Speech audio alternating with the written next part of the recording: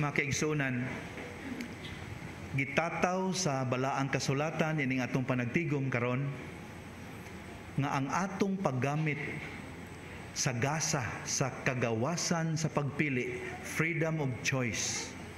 Kung giunsa nato ni paggamit, matud pa mao kini ang muumol, muhulma sa atong padulngan. Our choice here on earth, our choices, our decisions here on earth determine our eternal destiny. So dili na to pasangilnan dayon ang Ginoo ana. Kay kita may nipili. Kita may mihukom. Busa kung atong unsay atong lintunganay sa next life, we have no one else to blame but ourselves.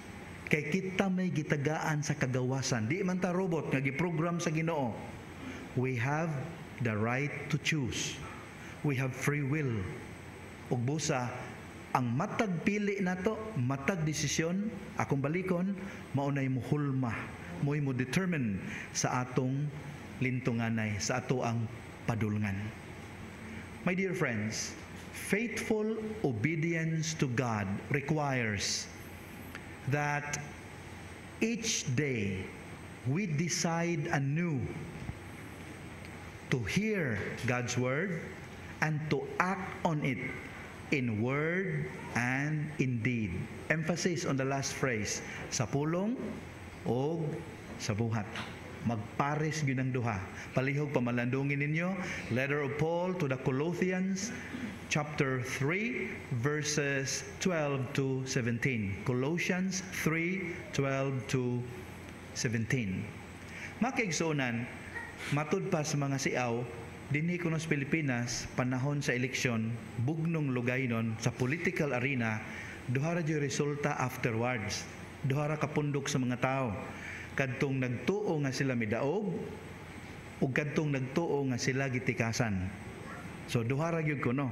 In like manner, dinhi kuno sa kalibutan, matud pa nining sambingay, duha ra ka klase ang katawhan sa Dios. Unsa man ning klasehas mga tao, duha ra gyud kuno. Ang una, kadtong nakasala, unya nakaamgo sa ilang kadautan ug naghinulsol. Muna first group. Ay kaduha, kadtong kumbinsido gyud kaayo sa ilang katarong nga tungod niini wala na sila mubati nga sila nanginahanglan og paghinulsol. Duha ra ka matang sa tao. Ang pangutana, asa man ta niining punduka na hisakop. Unsa implikasyon anay makaigsuonan? Kung maura ning matang sa katawhan sa Dios ining kalibutana, tinuod gyud ang giingon sa kasulatan nga kitang tanan nakasala. Kitang tanan nakalapas sa kaayo sa Dios. Why usa nato dinhi nga exempted ni ana? Another implication is kitang tanan gyud ay nanginahanglan sa grasya sa pasaylo sa Dios. Nganong importante kay ini makaigsuonan? Kay matud pa sa tong sambingay karon, ang mga Pariseo o ang mga kadagkuan sa Jerusalem nahitumpawak sila sa pagtuo nga kay naningkamot sila magtinarong. In fairness to them, kaning scribes, mga Pharisees, naningkamot kini magtinarong. Grabe gyud sila mutuman sa kasuguan sa Dios. In fairness to them. Pero ang sipyat lang nila mauni, wa na sila mubati og solidarity with the rest of humanity. They felt nga murag linain sila nga grupo, exclusive club na sila, nga naa na sila katungod nga mutanaw, makapanghimaraot ngadto sa uban nga wa makasunod sa standards nga ilang giset. Muna problema nila, nagtinarong sila apan sa lintungan ay nahimo silang mapasigarbohon. Kani pong uban nga gisgutan din mga daotang babay, mga kobrador sa buhis, mo ni gitawag sa public sinners, mga makasasala nga nagsupak gyud sa kabubuton sa Dios. Apan sa dihang giwalihan sila ni Juan, nakaamgo sila. Unya nag hinulsol. So akong balikon, kitang tanan nakasala. Bisag unsaon tog paningkamot sa pagtinarong, naagyud tay mga kalapasan. Sa ato pa makaigsunan, obedience is really difficult. I mean obedience to God. Ilabi na kay ang obedience to God nangayo gikan kanato nga we align our lifestyle ngadto sa iyahang mga kasuguan. Now that's difficult. Belief in God is always connected to another demand. And what's that? Change of lifestyle. Munang sayop gyud ang argumento sa ubang mga tawo rong panahon na. Bahalag nagpuyo-puyo ko. Saon ta man tinukbod man is gugma ako pero wa man ko manglapas akong isig kaingon, maay man ko mutabang man ko, wa ko manikas, wa kong patay, kani ra gyud akong sipyat. Akong balikon, belief in God is automatically requiring us to align our lifestyle to His will, to His commandments. So di pwede nga nito utas Ginoo tinuod pero ang atong binuhatan sukwahi. Di na pwede. So kinsa may gaingon dinhi nga sayon ang obedience to God, lisod. Dabitay kanang mga devotional story mahitungod sa usa sa mga pioneering disciples of Saint Francis of Assisi, katong gitawag og si Brother Juniper, nga tungod sa iyang kamanggihatagon makaigsuonan, mura-urag si Archbishop Chupilo Camumot bisag unsa nga o value basta nainang inhanglan iyang ihatag. Diba kailan man tang Archbishop Chupilo Camumot nga kung naay mga igtabang niya wa siya ikatabang unsay naan niya sing-sing niya sige prinda na iyang pectoral cross sige bisag unsa. So katupod siya kay Franciscan lagi unsa ra may properties sila gamay ra kaayo.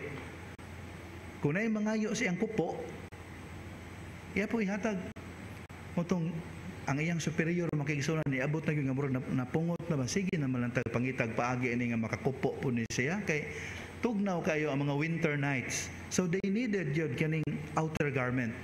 Niya ihatag ba niya kung na mga iyo? So iyang giingnan, Brother Juniper, by virtue of obedience, I prohibit you from giving from now on your outer garment. By virtue of obedience. Nya kanis Juniper makigsuonan matinumanon jud kayo sa sugo sa iyang superior. So tuod man sa kadlaw niya na makigsuonan nakasugat man siya tawo nga hubo in town. Nya nangayo sa iyahang kupo. Nya hinumdo man siya nga nisaad na siya kay giingnan siya sa superior. Never give away your kupo. Sige buhat niya makigsuonan niya giingnan. By virtue of obedience, I cannot give you my kupo. Pero kung imong kuhaon, pwede ra. Makigsuonan, kinasing-kasing yun ang iyang pagtuman sa demand of obedience.